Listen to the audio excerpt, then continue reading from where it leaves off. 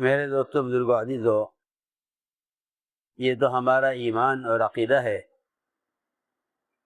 کہ کتنی چھوٹی سے چھوٹی حاجت ہو اور کتنے بڑے سے بڑا عالمی مسئلہ ہو، اس کا حل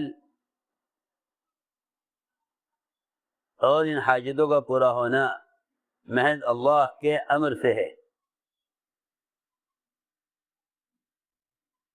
کیونکہ حقیقت یہ ہے کہ جتنا بھی مادی طاقتوں کا اور مادی شکلوں کا خیال کام کرنے والوں کے دلوں میں آئے گا، اتنی ہی اللہ تعالیٰ کی مددوں سے دوری ہوگی۔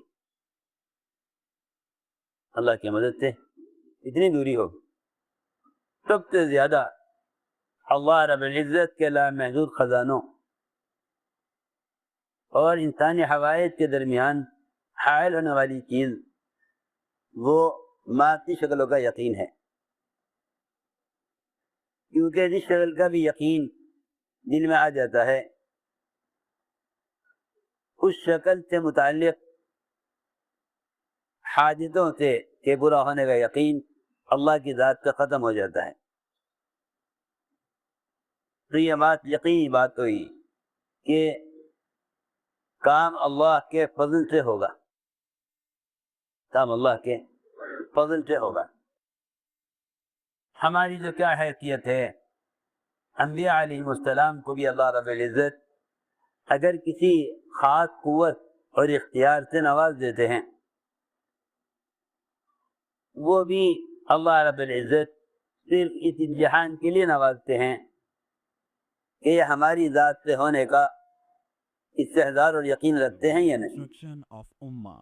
dailymarkers.com انبیاء علیہ السلام کے ساتھ بھی اللہ تعالیٰ کی مدد اور نصرت اس امتحان کے لیے ہے کہ یہ ہماری ذات سے ہونے کا یقین رکھتے ہیں یا نہیں۔ تو پھر ہماری کیا حیثیت ہے کہ ہم اللہ کے فضل اور مدد کے ساتھ کسی مادی شکل کو بھی شامل کر لیں؟ سوچنے کی بات ہے۔ جو اسباب اللہ رب العزت نے انبیاء علیہ السلام کو راضی ہو کر دیے ہیں، جب اللہ ان کو ان اسباب میں بھی ناکام کر دیتے ہیں، جو اسباب اللہ نے انبیاء علیہ السلام کو راضی ہو کر دیے ہیں، جب اللہ تعالیٰ ان اسباب میں بھی ان کو ناکام کر دیتے ہیں، یہ بتانے کے لیے کہ ہم کرنے والے ہیں، تو وہ اسباب جو اللہ نے غیروں کو ناراض ہو کر دیے ہیں، مسلمان ان اسباب کی امید کیسے کر سکتا ہے؟ یہ بہت ہی سوچنے کی بات ہے۔ میں نے یہ تنہید اس لیے باندھی ہے اس وقت کہ کام کرنے والے اپنے بہت سے کام کے مسائل میں غیروں کی طرف بھی جا رہے ہیں، اپنوں کے خلاف بدل لینے کے لیے۔ یہ مسلمان کے اس زمانے میں معاشرے میں عام ہو گیا کہ ہر شعبے کا مسلمان کے خلاف مدد چاہتا ہے غیروں کو۔ ہر شعبے کا مسلمان کے خلاف مدد چاہتا ہے غیروں کے، بجائے اس کے کہ مسلمان آپس میں ایک دوسرے کے لیے معاون ہوتے، مسلمان آپس میں ایک دوسرے کے لیے معاون ہوتے، مسلمان بجائے اس کے کہ آپس میں ایک دوسرے کے لیے معاون ہوتے، اب مسلمان مادی طاقتوں اور وہ قومیں جن کے ہاتھوں میں مادی شکلیں ہیں، ان سے اپنی مدد اور نصرت کی امید رکھتے ہوئے ان سے مدد کا مطالبہ کر رہا ہے۔ حضرت فرماتے تھے جب مسلمان غیروں سے اپنے مسائل کی حل کی کوئی امید کر بیٹھے گا تو یہی وجہ ہوگی اغیار کے اسلام پر غالب آنے کی۔ اغیار کے اسلام پر غالب آنے کی وجہ یہ ہوگی کیونکہ جب اغیار یہ دیکھیں گے کہ دنیا کی کسی معمولی سے معمولی چیز کے لیے بھی یا کسی غیر معمولی مسئلے کے لیے بھی مسلمان ہمارا محتاج ہے، بس یہ وجہ ہوگی باطل کے احکام شریعت میں مداخلت کی، یہ وجہ ہوگی باطل کے احکام شریعت میں مداخلے کی۔ ہم مسلمان احتجاج سے بھی کامیاب نہ ہوگا، ہم مسلمان احتجاج سے بھی کامیاب نہ ہوگا۔ میں نے ایک بات عرض کی ہے کہ اللہ رب العزت انبیاء علیہ السلام کو بھی جو اسباب دیتے ہیں وہ یہ دیکھنے کے لیے دیتے ہیں کہ یہ اس میں ہمیں کتنا یاد رکھتے ہیں، کہ ہمیں اس میں کتنا یاد رکھتے ہیں۔ سلیمان علیہ السلام کو ایسی قوت، ایسے اختیارات اور ایسی بادشاہت سے نوازا کہ ان کو اس مخلوق پر اختیار تھا جو مخلوق انسان کے اختیار سے باہر ہے، جو مخلوق انسان کے اختیار سے باہر ہے۔ اللہ نے اس پر سلیمان علیہ السلام کو اختیار دیا، لیکن خود فرماتے ہیں ھذا من فضل ربی لیبلونی، یہ بات یاد رکھو کہ رب کا جو فضل ہے وہ آزمائش کے لیے ہوتا ہے، رب کا فضل آزمائش کے لیے، رب کا فضل آزمائش کے لیے۔ کیا آزمائش ہے؟ کہ آزمائش یہ ہے کہ اگر ہم تمہیں کسی خیر سے نواز دیں، اگر ہم تمہیں کسی خیر سے نواز دیں تو ہم تمہیں اس خیر میں شرک اور شکر ان دونوں میں ہم تمہیں آزمائیں گے، شرک اور، ہاں یہ بات بہت ضروری ہے، ہم تمہیں شرک اور شکر میں آزمائیں گے۔ جو نعمت کی نسبت محض اللہ کی طرف کرے گا وہ تو ایمان والے ہوں گے، جو نعمت کی نسبت صرف اللہ کی طرف کریں وہ تو ایمان والے کہلائیں گے، اور جو نعمت کی نسبت کے غیر کی طرف کر دیں، یعنی نعمت کی نسبت اللہ سے غیر کی طرف کر دیں کہ وہ شرک والے کہلائیں گے۔ بالکل پکی بات ہے۔ یہی وجہ ہے کہ بہت سے مواقع پر انبیاء علیہ السلام اپنے ارادوں میں ناکام ہو جاتے ہیں، تاکہ دیکھنے والے یہ نہ سمجھے کہ نبی کو اختیار ہے، نبی کو اختیار ہے، نبی بھی یہ نہ سمجھے کہ ہمیں اختیار ہے، نبی بھی یہ نہ سمجھے کہ ہمیں اختیار ہے۔ کتنے مواقع ایسے ہیں، کتنے مواقع ایسے ہیں کہ محمد صلی اللہ علیہ وسلم کی اپنی جہاد کے خلاف ہو رہا، اپنی جہاد کے خلاف کتنے مواقع ایسے ہیں۔ ایک جگہ تو محمد صلی اللہ علیہ وسلم کی چاہت یہ تھی کہ ابو طالب اسلام لے آویں، وہاں فرمایا انک لا تہدی من احببت۔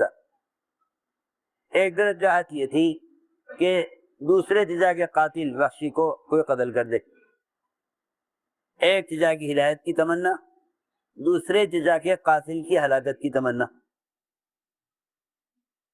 دوسرے جزا کے قاتل کی ہدایت کی تمنا۔ اللہ رب العزت نے یہ دکھلا دیا کہ جن کی ہلاکت کی تمنا تھی ان کو ہدایت دے رہے، اور جن کی ہدایت کی تمنا تھی ان کو ہلاکت، ان کے لیے ہلاکت۔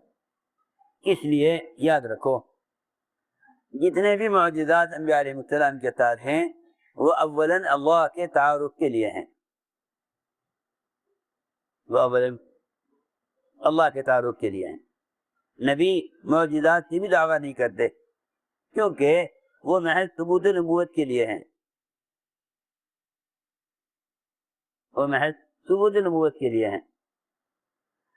جتنے بھی انبیاء علیہ السلام کے ساتھ معجزات ہوتے ہیں ان معجزات کے ظاہر ہونے پر لازم ہے کہ نبی بار بار یہ کہیں کہ یہ اللہ نے کیا ہے، اللہ کر رہے ہیں۔ جتنے بھی عیسیٰ علیہ السلام کے ساتھ معجزات ہیں آپ قرآن میں دیکھیں گے ہر معجزے کے ساتھ اللہ کا امر لگا ہوا ہے، ہر معجزے کے ساتھ اللہ کا امر لگا ہوا ہے۔ جہاں بھی نبی اپنی استعداد اور قوت کے اعتبار سے ارادہ کرنے، اگرچہ وہ ارادہ خیر کیوں نہ ہو، اگرچہ وہ ارادہ خیر کیوں نہ ہو، اللہ رب العزت فوراً ہی دکھلا دیتے ہیں کہ آپ کے چاہنے سے نہ ہوگا، آپ کو چاہنے سے نہ ہوگا۔ سلیمان علیہ السلام نے 100 بیویوں سے صحبت کی، اس ارادے پر کہ ہر بیوی سے بیٹا پیدا ہو اور اس کو اللہ کے راستے کا گھڑسوار اور مجاہد بناؤں۔ اللہ کی شان، فرشتے نے آ کر کہا اپنے اس ارادے پر انشاءاللہ کہہ لیجیے، ارادے پر انشاءاللہ کہہ لیجیے، لیکن سلیمان علیہ السلام انشاءاللہ کہنا بھول گئے۔ ساری بیویوں پر چکر لگایا، سب سے صحبت کی، ایک بیوی کو حمل ٹھہرا، 99 بیویوں کا حمل نہیں ٹھہرا، 99 کا حمل نہیں ٹھہرا۔ خود انبیاء علیہ السلام کو بھی اللہ رب العزت اپنی یاد دلانے کے لیے تنبیہ فرماتے ہیں، دیکھو میں ضرور عبادت کر رہا، ہم چھوٹی سی صلاحیت، ذرا سی استعداد میں سب سے پہلے اللہ کو بلا دیتے ہیں، سب سے پہلے اللہ کو بلا دیتے ہیں۔ سلیمان علیہ السلام کو اس وقت انشاءاللہ کہنا یاد نہ رہا کہ ہم نے تمہیں جو صلاحیت راضی ہو کر دی ہے، اس میں بھی تم یہ خیال نہ کرنا کہ تم کچھ ہمارے عمل کے بغیر کر لو گے۔ چنانچہ ایک بیوی کو حمل ٹھہرا، باقی کسی کو حمل نہ ہوا، وہ حمل بھی ضائع ہو گیا، وہ حمل بھی ضائع ہو گیا۔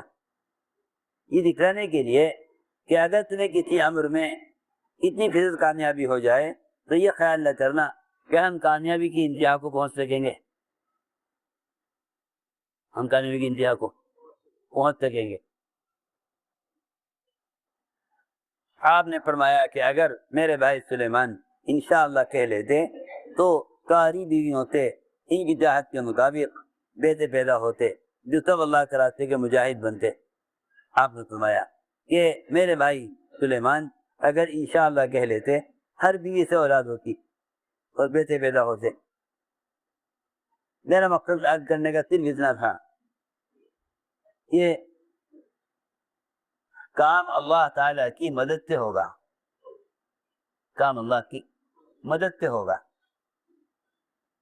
جہاں بھی دعویٰ پیدا ہو جائے گا وہیں اللہ کی مدد رک جائے گی۔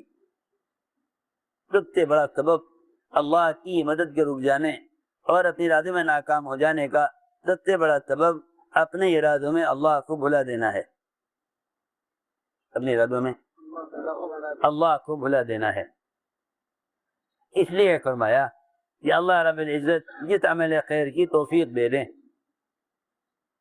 جس عمل خیر کی توفیق دے دیں، اس کو محض اللہ کا فضل یقین کیا جائے، اس کو محض اللہ کا فضل یقین کیا جائے، اس کو محض اللہ کا فضل یقین کیا جائے۔ اس لیے کہ اللہ رب العزت کو دعا اور دعوت پسند ہے، دعویٰ پسند نہیں، دعویٰ پسند نہیں۔ تو میں نے عرض کیا کہ ایک سب سے بڑا سبب اللہ تعالیٰ کی مدد کے ساتھ ہونے کے لیے وہ یہ ہے کہ ہم اپنی صلاحیتوں اور قابلیت کا انکار کریں، اپنی صلاحیت اور قابلیت کا انکار کریں، سب سے پہلے شرط ہے۔ دوسری بات یہ ہے کہ اللہ تعالیٰ کی مدد کے ساتھ رہنے کے لیے ایک بنیادی شرط اجتماعیت ہے، بنیادی شرط اجتماعیت، بنیادی شرط اجتماعیت ہے۔ اس زمانے میں لوگ اجتماعیت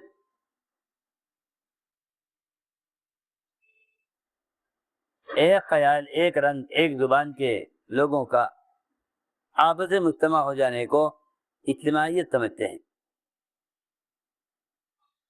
کہیں تو رنگ کی نسبت پر لوگ جمع ہیں، کہیں زبان کی نسبت پر جمع ہیں، کہیں قوم برادری کی نسبت پر جمع ہیں، اور کہیں اپنی رائے، اپنے خیال اور اپنی ذات کے اعتبار سے مجتمع ہیں۔ یہ امت کا افتراق ہے، اجتماعیت نہیں۔ یہ امت کا افتراق ہے، اجتماعیت نہیں ہے۔ یہ امت کا افتراق ہے، اجتماعیت نہیں ہے۔ اگر امت کے دو طبقے حق پر ہوتے ہوئے بھی، اگر امت کو دو طبقے حق پر ہوتے ہوئے بھی افتراق کے ساتھ عبادات اور اعمال میں مشغول ہیں، کبھی اللہ کے یہاں یہ عبادات مقبول نہیں ہیں۔ اگر امت کے دو طبقے حق پر ہوتے ہوئے بھی افتراق کے ساتھ عبادات میں مشغول ہیں تو یہ عبادات اللہ کے یہاں مقبول نہیں ہیں۔ مولانا صاحب کا ملکوز ہے، ادھر افتراق کے ساتھ تم اللہ کی ایسی عبادت نہیں کر لو جیسی اللہ چاہتے ہیں۔ اگر تم افتراق کے ساتھ اللہ کی ایسی عبادت بھی کر لو جیسی اللہ چاہتے ہیں، اور تمہاری عبادتیں عرش کو پہنچ جانے، تمہاری عبادتیں عرش کو پہنچ جانے اور اللہ کے یہاں قبول بھی ہو جانے، تب بھی فرماتے تھے حضرت کہ اللہ کی مدد آئے گی نہیں، اللہ کی مدد آئے گی نہیں۔ اس لیے کہ مدد کا تعلق اجتماعیت سے ہے، مدد کا تعلق اجتماعیت سے ہے، مدد کا تعلق آپس کی اجتماعیت سے ہے۔ پہلا سبب ہے اللہ کی مدد کے آنے کے لیے آپس کی اجتماعیت، ید اللہ علی الجماعہ، کہ اللہ کی مدد جماعت کے ساتھ ہے، اللہ کی مدد جماعت کے ساتھ ہے۔ صحیح روایت کا مفہوم ہے، صحیح روایت کا مفہوم ہے کہ تم فتنوں سے بچ نہیں سکتے، تم فتنوں سے بچ نہیں سکتے جب تک 3 کام نہ کرو، جب تک 3 کام نہ کرو تم فتنوں سے بچ نہیں سکتے۔ پہلا کام یہ ہے کہ عموم میں رہو، عموم میں رہو، خصوصیت فتنوں کا سبب ہے، بلکہ یہاں تک فرمایا کہ خواص کے دروازے یہ فتنوں کے مواقع ہیں۔ ابواب الامراء مواقف الفتن، ابواب الامراء مواقف الفتن، یہ فرمایا ابواب الامراء مواقف الفتن۔ اپنے صحابہ کو تو آپ نے عمرہ کے دروازوں سے روکا، اور عائشہ رضی اللہ تعالی عنہ کو آپ نے مالداروں سے ڈرایا، مالداروں سے ڈرایا کہ عائشہ دیکھ مالداروں سے بچ کے رہیے، مالداروں سے بچ کر رہیے۔ ایسا ڈرایا اپنے گھر والوں کو مال والوں سے، کیوں؟ اس لیے کہ اللہ رب العزت علم اور دعوت کی دولت اگر کسی کو عطا فرما دیں تو اس کے لیے سب سے خطرناک چیز مال ہے، اس کے لیے سب سے خطرناک چیز مال۔ آپ کے گھرانے سے علم کے فیضان کا جاری ہونا اور کبار صحابہ کا آپ کے گھر والوں سے علمی استفادہ کرنا، اس کے لیے سب سے بنیادی چیز یہ تھی کہ مالداروں سے بچ کر رہنا، مالداروں سے بچ کر رہنا، یہ مالداروں سے بچ کر رہنا۔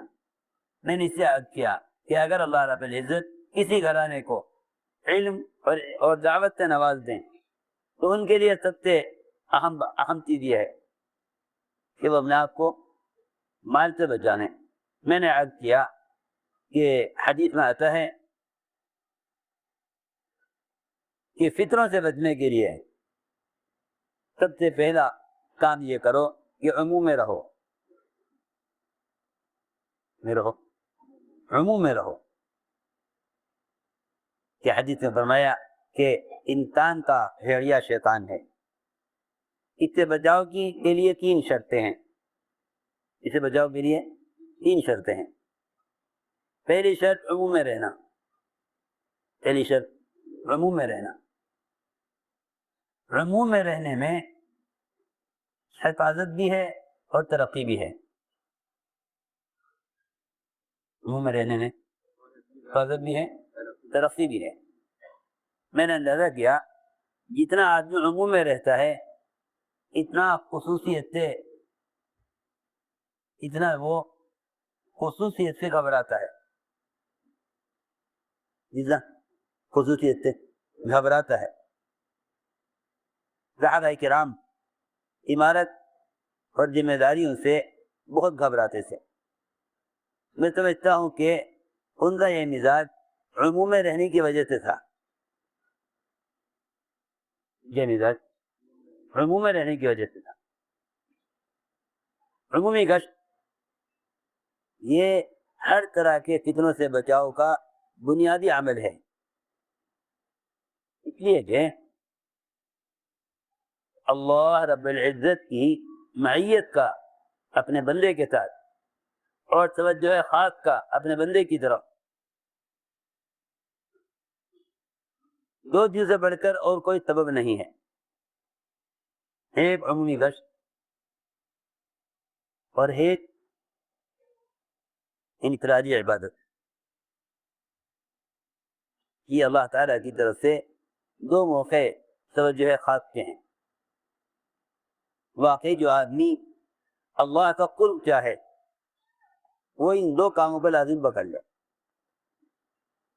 ان 2 کاموں کو لازم پکڑ لے، عمومی گشت اور انفرادی عبادت.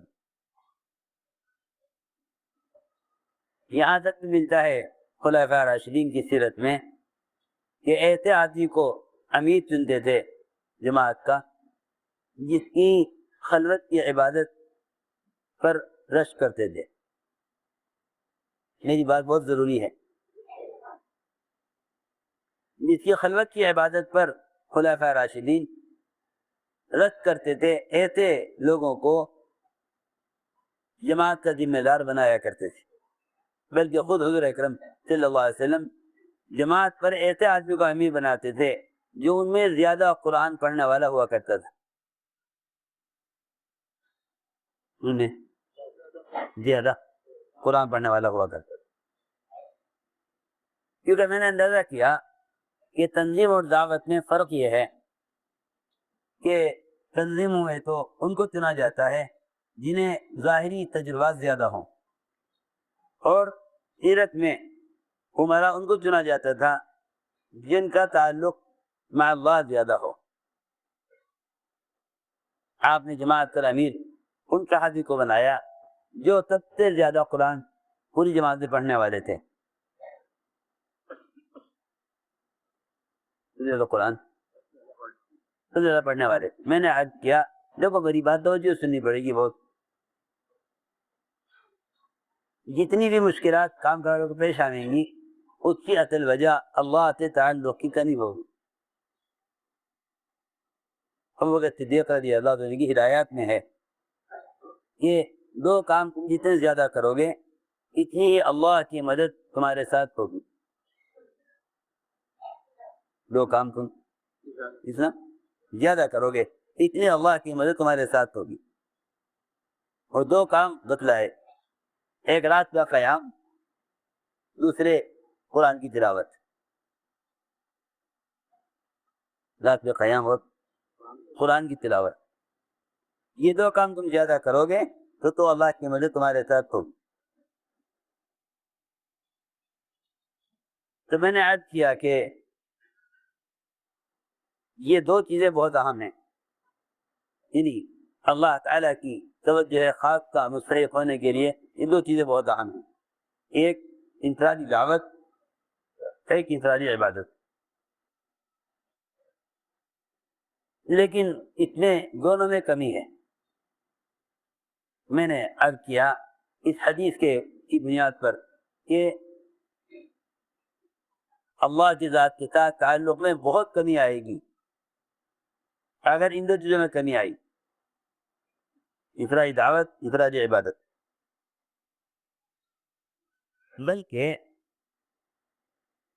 جب ایک صاحب کے بارے میں حضرت سے کہا گیا کہ فلاں صاحب کو مشورے میں لے لے، تو حضرت نے فرمایا کہ پہلے تم خاموشی سے اس بات کی تحقیق کر لو کہ اس کی تحقیق کو کبھی نہیں چھوٹتی۔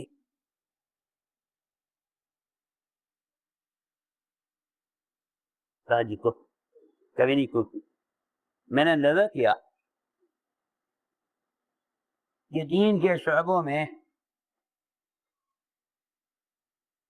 فتنوں اور اختلافات کے آنے کی جو اصل وجہ ہوئی وہ مادی اور مالی اعتبار سے باطل لوگوں پر اعتماد کرنا ہوا۔ میں بہت ضرور عادت کر رہا، حالانکہ جتنے بھی دین کے شعبے ہیں ان شعبوں کے چلانے کے اصول اللہ کی طرف سے الہام ہو ہی نہیں سکتے جب تک وہ اللہ کے تعلق میں گہرے نہ ہوں، جب تک اللہ کے تعلق میں گہرے نہ ہوں۔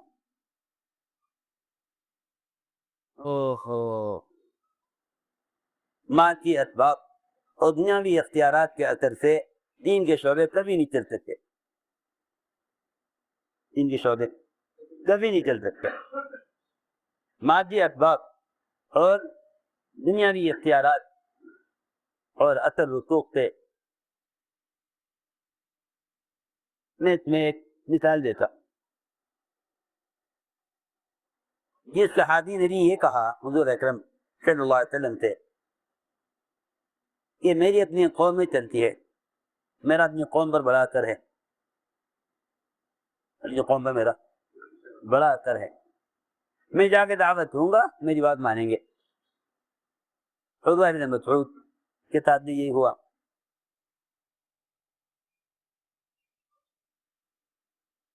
عروہ بن مسعود کے ساتھ بھی یہی ہوا، طفیل بن عمرو دوسی کے ساتھ بھی یہی ہوا۔ میری اپنی قوم میں چلتی ہے، جو میں کہوں گا وہ کریں گے، آپ مجھے میری قوم کی طرف بھیج دیجیے۔ گئے، جا کے قوم کو دعوت دی، اپنے اثر رسوخ کو استعمال کیا، ساری قوم نے اسلام لانے سے انکار کر دیا، اس لیے کہ انفرادی دعوت اور محنت جو اللہ کی مدد کا اصل ضابطہ ہے، جب تک کام کرنے والا اس سے گزرے گا نہیں، کام کرنے والا اس سے گزرے گا نہیں، اس وقت تک وہ محض اپنے اثر رسوخ پر اللہ کی مدد حاصل نہیں کر سکتا۔